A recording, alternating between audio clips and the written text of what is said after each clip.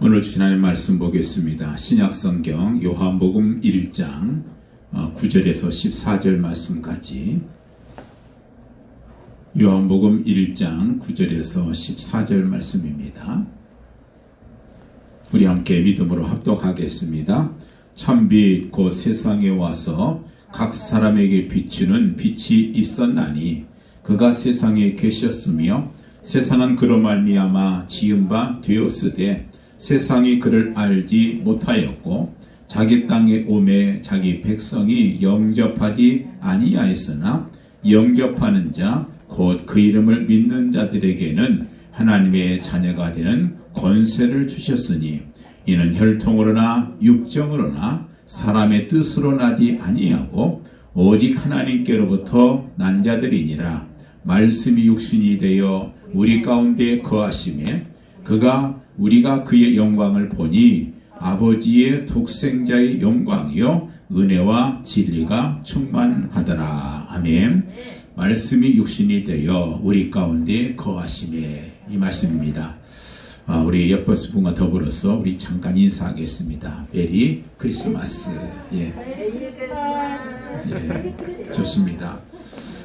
성탄절 크리스마스는 예수님께서 탄생하신 것을 축하하는 바로 그런 날입니다. 그런데 우리가 아는 것처럼 해마다 성탄절이 되면 주인공은 예수님이신데 그 주인공 예수님 어디로 사라져버리고 다른 것들이 부각되는 것을 많이 볼 수 있습니다. 그래서 정말 예수 안 믿는 집에서도 성탄 추리 장식에 열심을 내고 있고, 또 백화점이나 혹은 또 뭐 길거리 혹은 심지어 보니까 아파트에서도 정말 엄청난 돈을 들여서 이 추리를 멋있게 장식해 놓은 그런 모습을 볼 수가 있었습니다. 물론 그것이 나쁜 거 아니죠. 좋은 거죠. 우리 예수님의 오심을 축하하고 또 기뻐하는 것. 근데 중요한 것은 이 주인공이 빠진 크리스마스의 그 축제, 그것은 그게 의미가 없다는 거예요. 성탄 그러면 그저 추리가 생각이 나고 또 산타가 생각이 나고 또 정말 쉬는 날 혹은 축제의 날, 요즘은 들어서 이제 여행의 시간. 그래서 지금 보니까 그 동해안 쪽에는 벌써 한 달 전부터 숙소가 다 미리 이야기 다 됐다. 그래서 쉬는 날이니까 즐겁게 가서 좀 놀자 하는 그런 모습으로 그렇게 바뀌는 걸 보면서 참 안타깝다는 생각이 듭니다. 여러분, 성탄의 소식은 주님의 탄생의 그 소식 아니겠습니까? 그런데 이런 그 성탄절의 모습이 점점 주인공에서 멀어지고 있다고 하는 것, 이것이 안타까운 현실 아니겠습니까?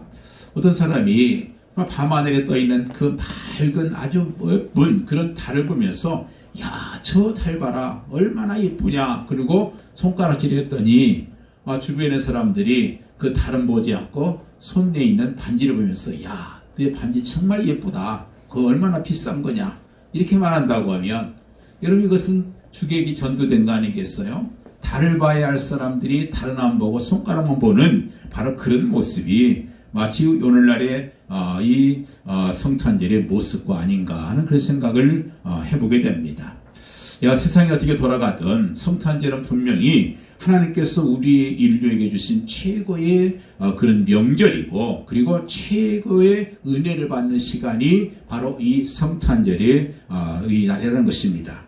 그래서 이 성탄절이 주시는 최대의 메시지가 뭔가, 이걸 다시 한번 우리가 기억해 봐야 돼요. 성탄절 그러면 우리에게 주는 그 메시지가 뭐냔 말이에요. 그것을 한마디로 표현하면 오늘 말씀에 있는 것처럼 바로 임마누엘입니다. 하나님께서 우리와 함께 하신다.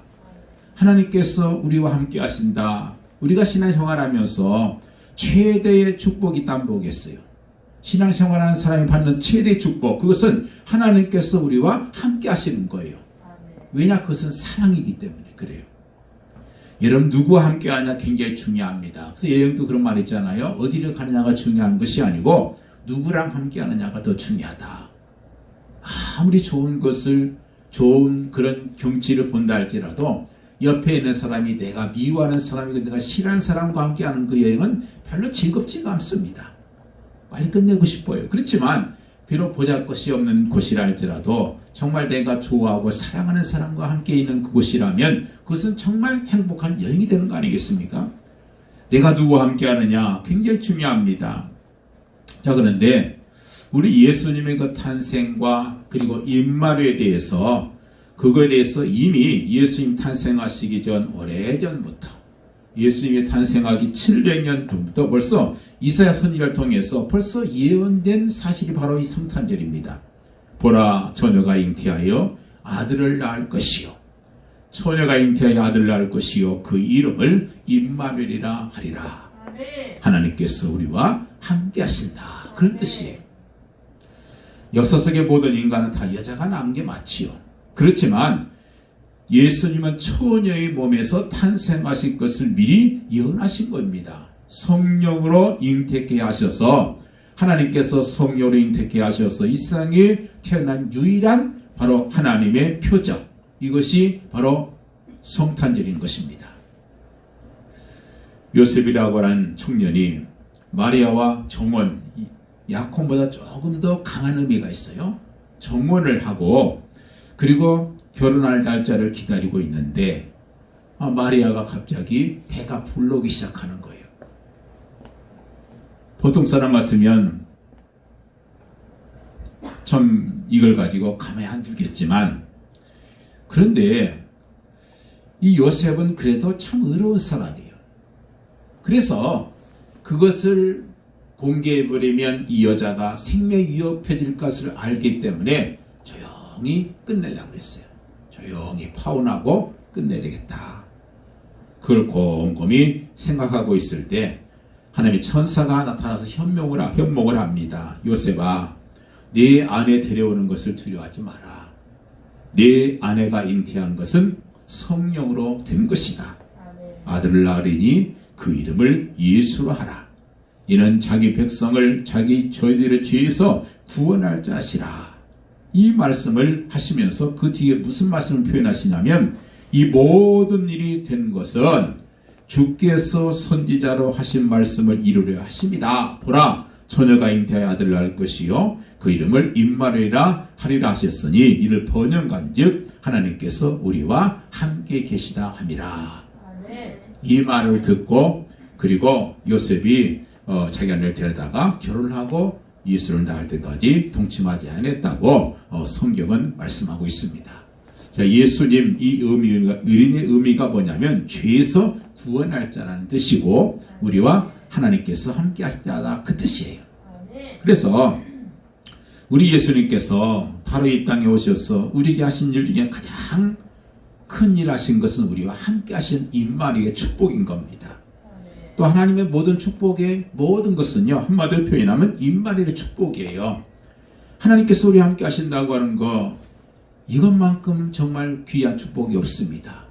자, 그런데 성경을 보게 되면 우리 주님께서는 그리스도를 소유한 사람과만 함께 하실 수가 있습니다.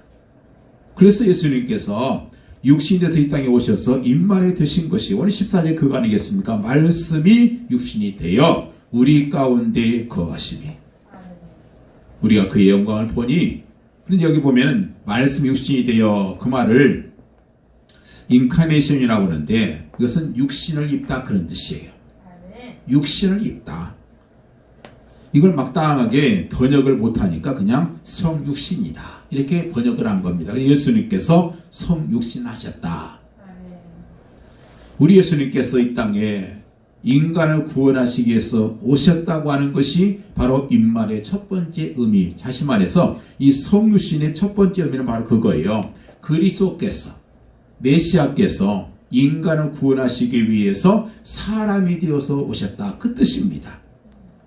구체적으로 설명하게 되면 하나님께서 높은 보좌에 계시면서 인간들에게 야 너희들 내게로 가까이 와라, 내게로 다가오라 이렇게 손짓하며 부르고 앉아 계신 것이 아니고 하나님께서 친히 그 높은 보좌를 내어놓으시고 그리고 사랑으로 우리들에게 직접 오셨다는 것이 바로 이게 성육신이에요. 이걸 다른 말로 표현하면요 대화적인 관계다 그렇게 말합니다. 이 대화적인 관계를 알기 쉽게 설명해주는 한 좋은 예화가 있어요. 인도의 어느 선교사가 선교를 하러 갔습니다. 가가지고 거기에 있는 한 스님과 이제 같이 우연히 길을 걷다가 그만 실수로 개미 집을 밟아버렸어요. 개미가 많이 죽으니까 그 스님이 깜짝 놀래가지고 아니 당신 이렇게 많은 살생을 하면 됩니까? 내가 발에 눈이 없어가지고 실수로 밟았습니다. 어떻게 하면 이 개미들한테 사과할 수 있을까요? 그러니까 그러면 당신이 죽어가지고 개미로 다시 태어나면 됩니다. 그러는 거예요. 윤회설이니까 그게 가능하죠. 그때 그 선교사님이 그렇게 말합니다. 맞습니다. 바로 그런 이유 때문에 하나님께서 사람의 몸을 입고 이 땅에 오신 것입니다. 성신념이에요. 우리가 어린아이하고 얘기할 때는 어떻게 얘기해야 돼요? 우리 이제 막 엄마, 아빠 이렇게 말하는 애한테 가서 무슨 이 나라 사정이 어떻고 철학적으로 말하면 뭐라고 그러면 그 사람이 애가 알아듣겠어요? 어린애한테는 엄마, 그러면 같이 엄마 하는 것이고. 그래야지 초등학생한테 무슨 위대한 무슨 철학을 얘기하면 그 얘기가 되겠냔 말이야. 눈높이가 말이 되지 않겠어요. 애들한테는 애들로 그 수준에 맞춰서 그 단어를 써서 얘기를 해야 그 아이와 이게 말이 통하지요. 나는 수준이 높은 사람이니까, 지식이 많은 사람이니까 나는 내 식으로 얘기한다. 그럼 애들이 무슨 말인지 알아듣겠냔 말이에요. 여러분 그렇습니다. 바로 우리가 처하고 있는 형편, 내가 처한 현실 속에서 나를 만나주기 위해서 나와 같은 모습으로 이 땅에 오신 것, 이것이 바로 성신이라는 거예요. 여기에 굉장한 의미가 있습니다. 바로 이것이 우리가 복음의 핵심이에요. 하나님께서 우리와 함께 할 수 있겠습니까? 못해요. 왜냐? 하나님께서 우리와 함께 할 수 없는 이유는 바로 그것은요, 하나님은 신이시고 우리는 인간이란 말이에요. 그래서 인간인 우리에게 함께 하시기 위해서는 사람의 몸을 입어야 한단 말이에요. 그래서 하나님께서 사람의 몸을 입으시고 우리와 함께 하시기 위해 오신 것이 바로 임마누엘이다. 바로 이거예요. 그래서 이 임마누엘은 정말 하나님의 사랑의 구체적인 표현인 거예요. 사랑한다 말이 중요한 것이 아니고 실제로 사람의 몸을 입고 이 땅에 오신 거예요. 그래서 우리가 예수를 믿는다는 것은요, 임마누엘의 은혜를 받는 것과 똑같습니다. 그래서 예수님께서는 바로 이스라엘 백성들에게 약속하신 것처럼 선지자 이사야에게 예언 약속한 그대로 이 땅에 오신 것을 우리가 기억하고 그리고 축하하는 것이 이것이 바로 성탄의 의미입니다. 니그렌이라고는 유명한 신학자가 있어요. 그 사람이 쓴 책 중에서 아가페와 에로스라는 책이 있어요. 이 책에 보면은요, 이렇게 얘기하고 있어요. 이 세상의 모든 종교는 그 구조를 보게 되면 둘로 나눌 수가 있다. 하나는 에로스의 종교가 있다. 에로스 종교는 뭐냐면 인간이 신을 향해서 가려고 노력하는 종교다.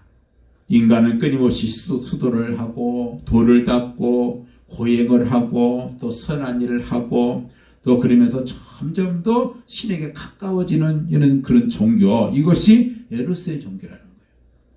근데 아가페의 종교가 있습니다. 이거는 뭐냐면 신이 인간을 만나기 위해서 인간에게로 내오는 종교로, 인간을 할 것은 뭐냐, 무조건 그 신을 영접해서 믿고 따르기만 하면 된다. 이것이 아가페 종교라는 거예요. 그런 의미에서 우리 기독교는 바로 아가페 종교고, 유일한 아가페 종교는 바로 그리스도고 교회밖에 없다는 거예요. 기독교밖에 없어요. 하나님께서 스스로 우리 인간을 찾아오셨다. 성경을 보면은요, 모든 성경의 그 역사를 보면 전부가 다 하나님께서 먼저 시작을 하셔요. 출애굽 애굽에서 정말 노예 생활하고 있는 이스라엘 백성들을 끌어내시려 하실 때 하나님께서 모세라는 사람을 선택해서 그를 통해서 그 애굽에서 종살이하고 있는 노예들을 다 끌어내신 거 아니겠어요? 이스라엘 백성들이 아무것도 한 거 없어요. 그냥 모세가 하자는 대로만 따라서 하니까 애굽이 되는 거예요. 출애굽이 되는 거예요. 여러분, 그래서 성경에 보면 모든 걸 그렇습니다. 하나님께서 먼저 시작을 하셔요. 우리 인간이 시작하신 것이 하나도 없어요. 말씀이 육신이 되어 우리 가운데 거하심이에요. 마태복음 1장 13절에도 보라, 처녀가 잉태하여 아들을 낳을 것이요 그 이름을 임마누엘이라 하리라 하셨으니 이를 번역한 즉 하나님이 우리와 함께 계시다 함이라 그랬어요. 그렇습니다. 하나님께서 우리와 함께 계시기 위해서 사람의 몸을 입고 이 땅에 오신 날, 이게 바로 성탄절인 겁니다. 그러니까 얼마나 이 소식이 엄청난 소식이에요. 그래서 천사들이 누가복음 보니까 방방곡곡 다니면서 보라, 내가 온 백성에게 비칠 큰 기쁨의 좋은 소식을 너에게 전하노라. 지극히 높은 곳에서는 하나님께는 영광이요 땅에서는 기뻐하심을 입은 사람들 중에 평화로다. 이렇게 노래를 했어요. 온 세상에 비칠 좋은 소식, 이건 오직 성탄밖에 없단 말이에요. 모든 소식이 다 나한테 좋은 건 아니잖아요. 우리나라가 해방받은 날, 우리나라는 좋은 날이지만 일본 사람들에게는 좋은 날이 아니에요. 패전한 날이잖아요.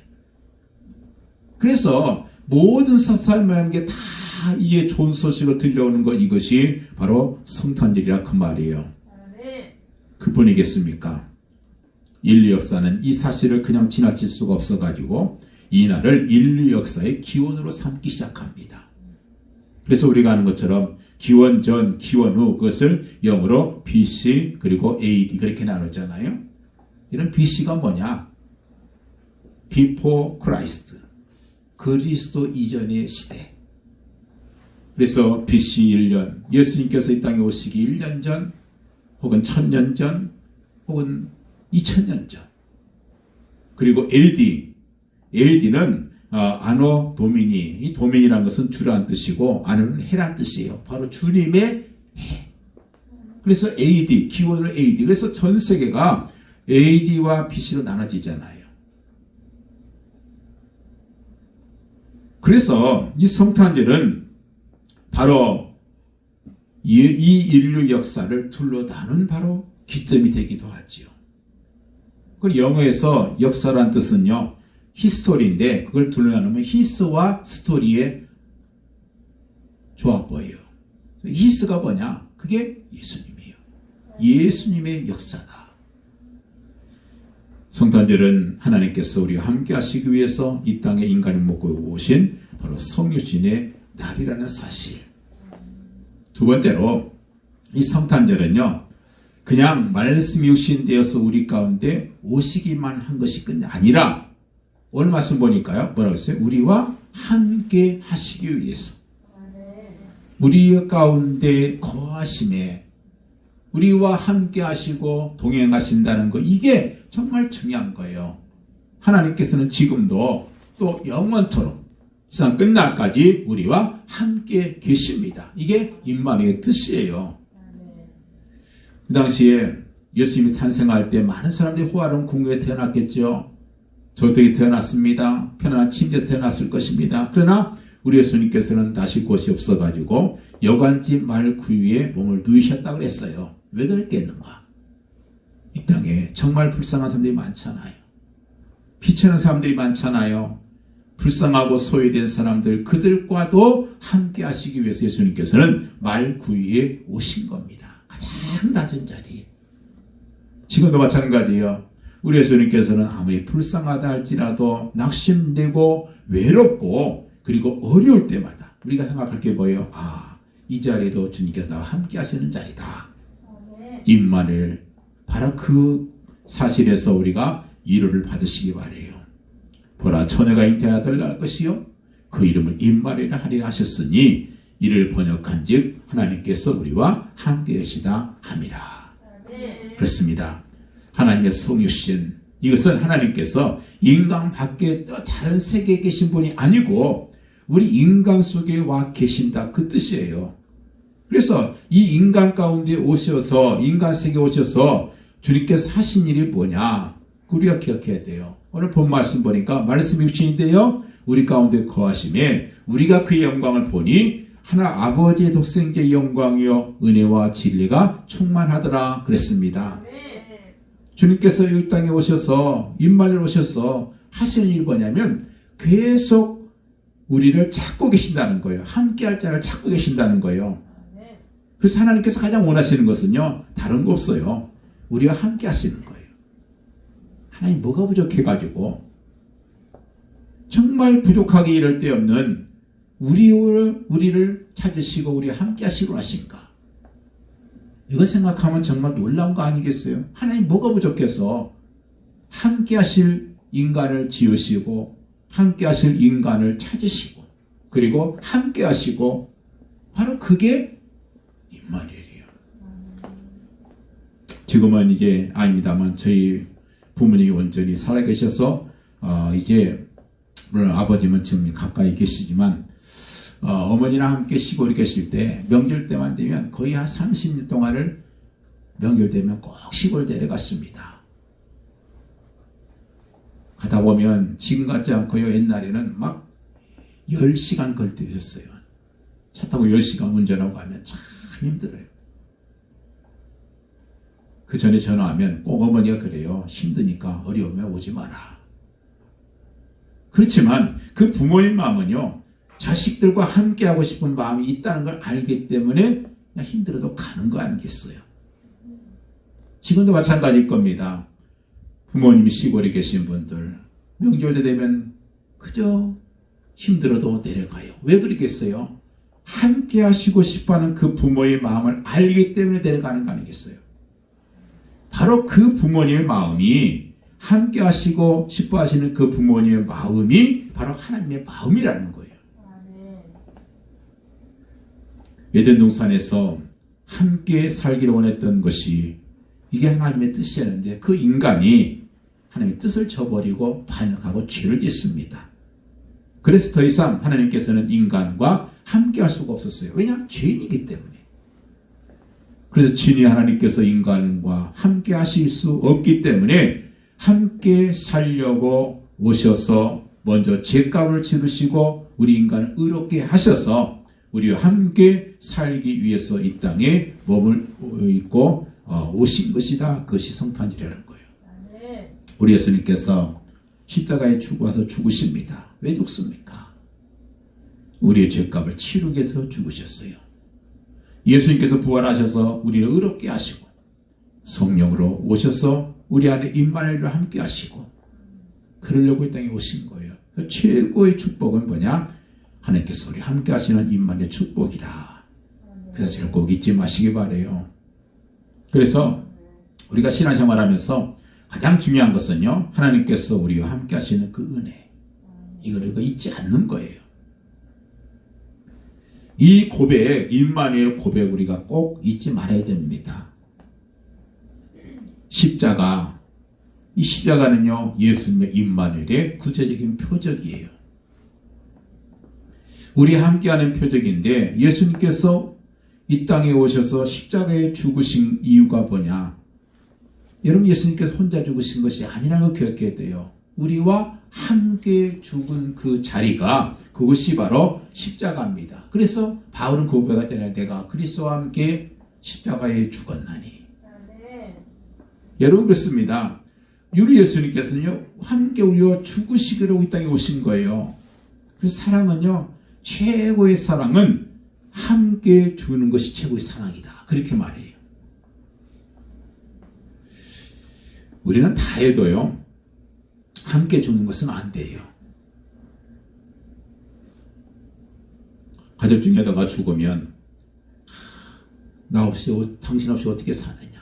야, 너 없이 언제 내가 너 먼저 보내고 어떻게 살겠냐. 그렇게 탄식하고 울고 통곡해도요. 전각 그 화관식에 갔을 때는 함께 땅속에 묻힌 사람은 없어요. 죽은 사람은 죽은 사람이고 사는 사람은 살아야지. 그러면서 묻고 집에 와서 또 밥도 잘 먹습니다. 함께 죽을 수 있는 그 사랑, 이것이 바로 최고의 사랑이라는 거예요. 자, 십자가에서 죽는 그 예수님의 모습이 왜 우리와 함께 죽는 것이냐? 십자가는 예수님이 달려 십자가가 아니고 내가 달려 십자가예요. 왜냐? 우리 그 인간들은 다 하나님 앞에 반역한 죄인들이잖아요. 그래서 마땅히 죽어야 되는 거예요. 내가 받을 죽음, 그 죽음의 심판을 주님께서 대신 받으신, 그래서 십자가에 달리신 예수님은 혼자 달리신 것이 아니라는 거 아니겠어요? 너희가 선악을 알게 하는 나무를 따먹으면 정녕 죽으리라. 반드시 죽으리라. 그렇습니다. 나의 죽음에 봐요, 사형들이 십자가라고 했을 때 그 자리에 주님께서 함께 달리신 거예요. 나 혼자 죽으면 끝나버리지만 주님께서 함께 죽으시는 순간 우리는 부활의 소망이 있기 때문에 그렇게 하신 거 아니겠어요? 내가 죽을 자리인데 내 사형 그 집행 자리에 예수님께서 함께 받고 계시는 것이다. 이 사실을 우리가 십자가를 볼 때마다 꼭 기억해야 돼요. 저기는 예수님께서 달리신 자리가 아니라 내가 함께 달린 자리다. 그래서 바울이 그 고백한 거예요. 나는 십자가와 예수님과 함께 십자가에 이미 못 박혔나니. 이걸 안다고 하는 것은 굉장한 축복인 거예요. 그래서 십자가를 볼 때마다 정말 거기에서 나와 함께 하시는 하나님의 그 임만의 축복을, 그 은혜를 기억해야 돼요. 오래전에 한 군인이 탈영을 하게 돼요. 위급한 전쟁터에서 탈영을 하게 되니까 사실은 사형감인데, 그런데 그가 붙잡혀가지고 20년 형을 받습니다. 그리고 감옥에 갇히게 되는 거예요. 근데 그 어머니가 그 외아들이나 아들이 감옥에 갇혀있는 걸 보면서 살림을 다 팔아가지고 그 교도소에 가까운 곳에 가서 집을 얻고 아들 가까이 이사를 갑니다. 그리고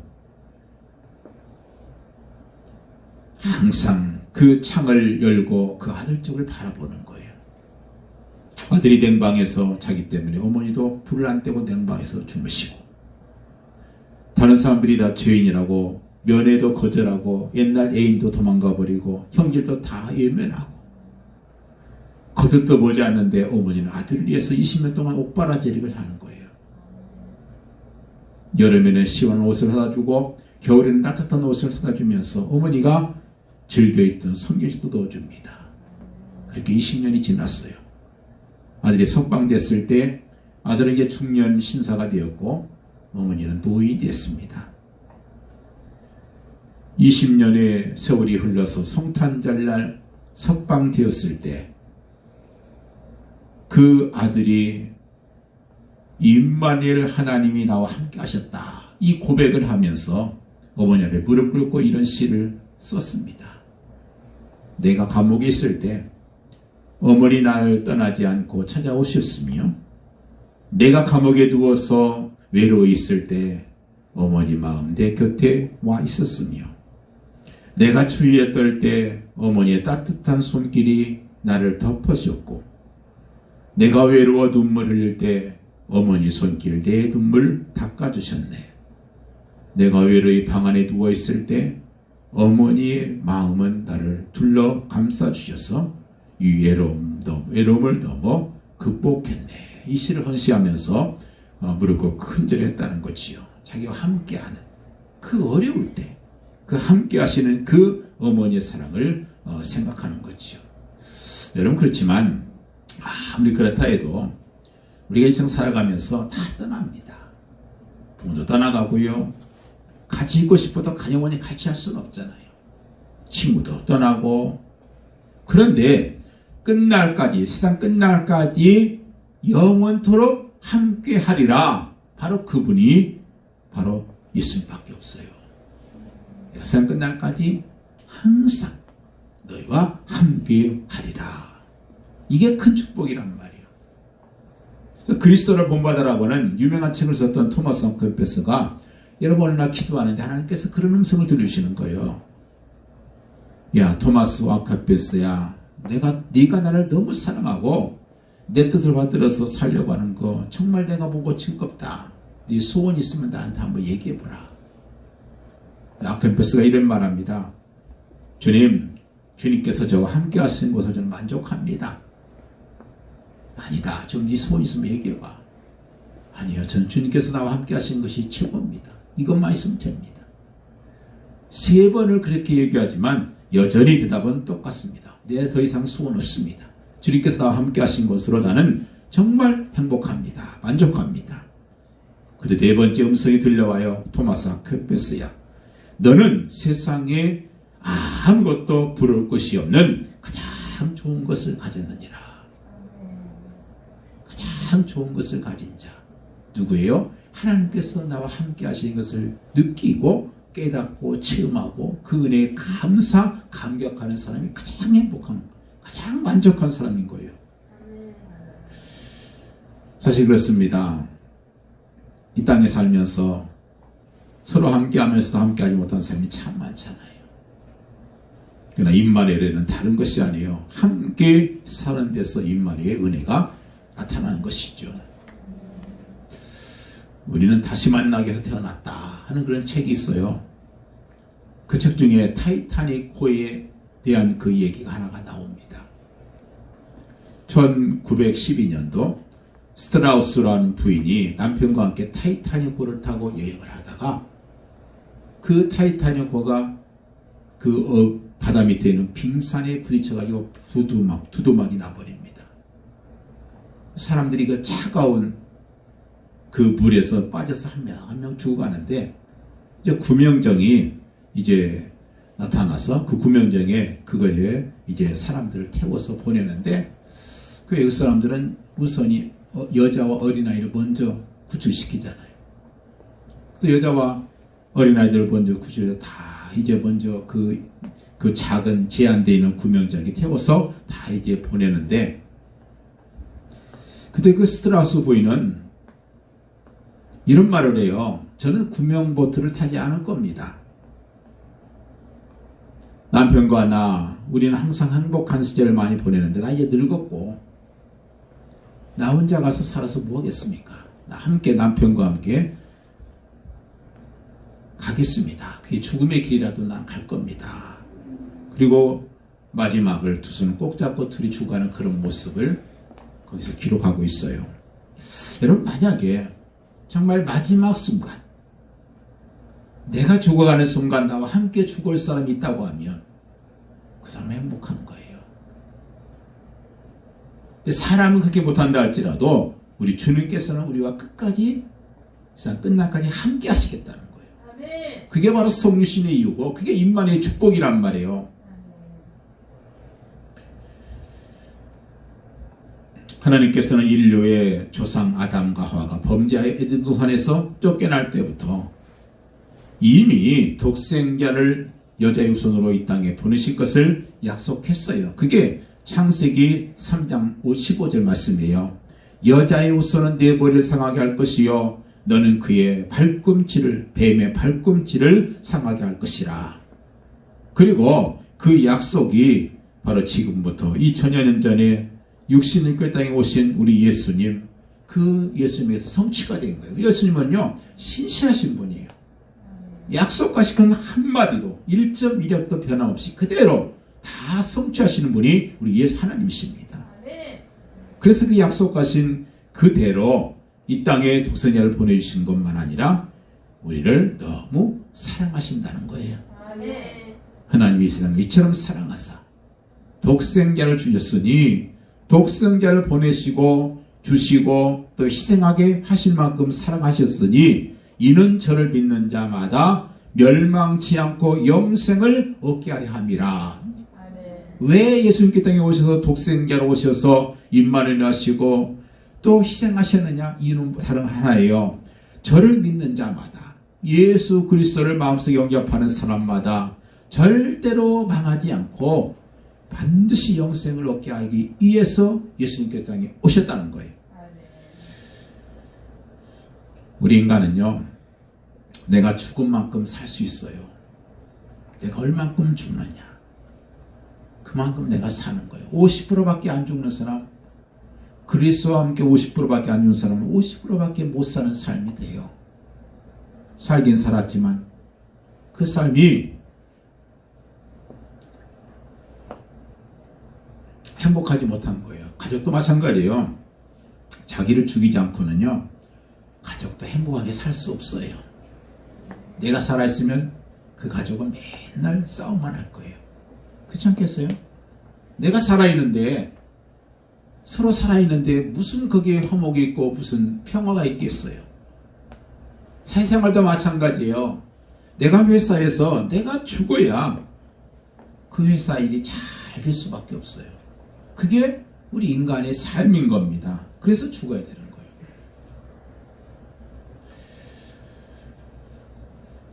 성육신, 오늘 말씀 보니까 말씀 육신이 되어서 우리 가운데 거하신다 그랬잖아요. 근데 이 거하신다는 말이 원래 헬라어의 뜻은요, 천막을 친다 그런 뜻이에요. 천막을 친다. 이 천막이라는 것은 영구적인 집이 아니잖아요. 그냥 임시로 거처하는 장소입니다. 그런 것처럼 우리 하나님께서 인간 세상에 오셔서 임시로 천막을 치시고 그 천막 안에서 우리를 만나 주셨다. 바로 그런 뜻입니다.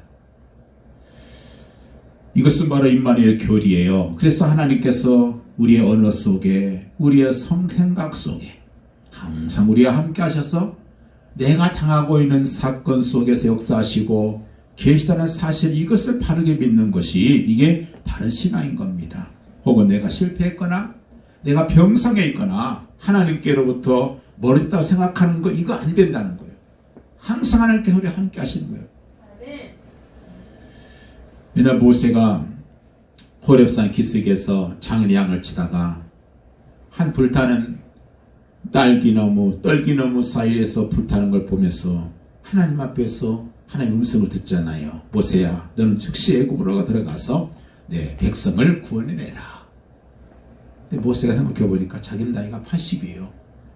80이면요, 뭔 일 못합니다. 그래서 말하는 거예요. 하나님, 나는 미련하고요, 둔하고 나이도 많고 말도 잘 못해요. 용기도 없습니다. 제가 어떻게 그런 일 할 수 있겠습니까? 보낼 만한 사람 보내주세요. 그때 하나님께서 말씀하시는 게 한마디예요. 너는 두려워하지 마라. 왜냐? 내가 너와 함께 하겠다. 여러분 80 먹은 노인도 하나님께서 함께 하시니까, 임마누엘 하시니까 엄청 역사 일으키잖아요. 나와 상관없어요. 나는 그냥 능력 있는 주님에 그냥 묻어가는 것 뿐이에요. 그렇잖아요? 제가 전에 말씀드린 것처럼 무슨 경기할 때요, 제일 좋은 방법은요, 제일 잘하는 사람하고 편먹는 게 최고 좋습니다. 그건 내가 별로 안 해도 다 해요. 알아서. 그냥 가만히 이기는 거잖아요. 제일 잘하는 팀에 끼면요, 내가 아무리 져도 다른 친구들이 다 이겨주면 난 우승하는 거죠. 그럼 거기 가만히 있다가 나는 금메달만 받으면 되는 거죠. 우리나라 대표 선수가 어디 올림픽 대회에 가서 혹은 월드컵에 가서 우승을 했다. 그 중에는요, 다 잘하는 사람만 있는 거 아니에요. 손흥민 같은 잘하는 선수가 골링 잘 넣어가지고 우승하면요, 자기는 그냥 가만히 있다가 혹은 후보로 그냥 벤치에 앉아 있다가도 가서 금메달 받아요. 그리고 남자 같은 이제 군대도 면제받고. 얼마나 좋아요. 내가 못해도 정말 능력 있는 하나님과 함께 하시면 되는 거예요. 그걸 믿으라는 거예요. 하나님께서는 어쩌면 그렇습니다. 정말 내가 죽고 나 함께 하시는 하나님을 정말 믿기를 바라시고 계시는 거예요. 그때까지 함께 기도하시는 것이 바로 모세의 생애인 거예요. 40살 때 자기가 먼저 해봤다 근데 안 됐어요. 포기했습니다. 나는 이제 도저히 안 됩니다. 그때 하나님께서 모세를 붙들고 너는 내가 시키는 대로만 해라. 내가 시키는 대로만 해라. 그러면 되게 돼 있어요. 근데 우리가 안 되는 이유는 하나예요. 내 마음대로 하니까 안 되는 거예요. 하나님 그래놓고 가서는 내가 다 해요. 그리고 안 되놓고 나서는 하나님 왜 이렇게 안 되게 하십니까? 다윗도 마찬가지예요. 골리앗하고 나갔을 때요, 그가 한 것은 말이가 딱 이거 한마디예요.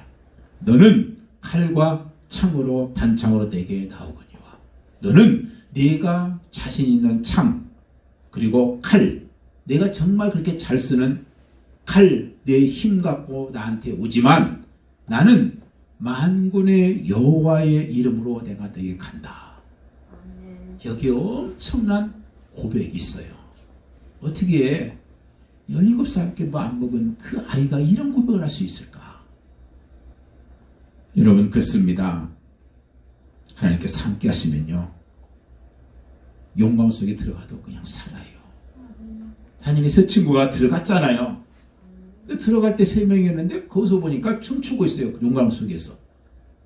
그 춤추고 있는데 보니까 3명이 아니고 4명이에요.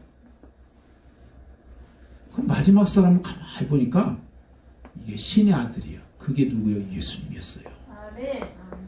예수님의 거기에 그 3명과 함께 손잡고 춤을 추니까요.